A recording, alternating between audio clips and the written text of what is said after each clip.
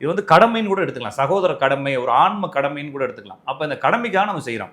அந்த கடமை வந்து நம்மளுக்குள்ள உள்ளூரவே அந்த உணர்வு இருக்கு. அந்த உணர்வை வந்து நம்ம இன்னுமே சரி பண்ணி இதை ஒரு ஒரு பெருமைக்காக கூட செஞ்சுட்டு போலாமே அப்படிங்கிற மாதிரி செய்யலாமே தவிர, ஆனால் அது பரிகாரம் மாதிரியோ சாப்பாடு போட்டால் நல்லது நடக்கும் அப்படிங்கிற மாதிரியே செய்வது வந்து அது வந்து இன்னுமே வந்து உங்களை பழமை ஒரு ஒரு மாதிரி குழப்பத்துக்குள்ள தான் கொண்டு போகும். அப்புறம் நிறைய பேர் என்ன சொல்லுவாங்க, ஆனால் நான் சாப்பாடு போட்டுக்கிட்டே இருக்கிறேன், எதுவுமே செய்ய மாட்டாரு இறைவன் சொல்லுவாங்க.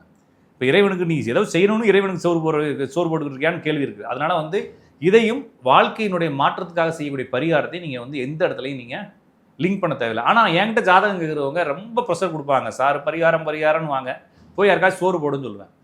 சரிங்களா? திருவண்ணாமலைக்கு போ, இல்லைன்னா பழனிக்கு போ. நிறைய ஏன்னா மக்கள் கூடுற இடம்.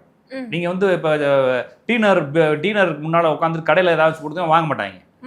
கோயிலில் போய் கொடுத்தா வாங்குவாங்க. அப்போ அந்த மாதிரி வாங்கக்கூடிய இடங்களில் கொண்டு போய் கொடுக்கறது, அதுவும் வந்து அளவாக கொடுக்கறது, இல்லைன்னா ஒரு பசியாடுற அளவுக்கு கொடுக்கறது. இப்போ நிறைய இடங்களில் பார்த்தீங்கன்னா ஒரு காலத்தில் கஞ்சி தான் ஊற்றுனாங்க. கஞ்சி ஊற்றுறது எதுக்குன்னா பசிக்கிற மட்டும் தான் வாங்குவோம். நான் போட்டிருக்கேன். நான் தயிர் சோறு போடுவேன், இல்லைன்னா ஏதாச்சும் ஒரு போடுவேன். பக்கத்தில் ஒருத்தன் வந்து பிரியாணி கொண்டு வந்து நிப்பாட்டுவான் வண்டியில். எல்லா பேரும் கீழே போட்டு அதை போய் வாங்குவாங்க. அப்போ அவனுக்கு பசியில் என்ன அர்த்தம்? அப்போ பசிப்பவனுக்கு எப்படியாச்சும் கொண்டு போய் சேர்க்கணும் சாப்பாடு. இது வந்து நம்மளுடைய கடமையாக இருக்கிறது.